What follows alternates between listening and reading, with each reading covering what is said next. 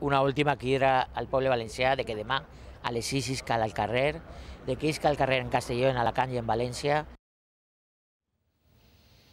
Precisament els actors valencians, especialment els de l'Alqueria Blanca, s'han concentrat esta vesprada a les portes del Centre de Producció de Burjassot de Televisió Valenciana per a llegir un manifest en defensa de la televisió pública.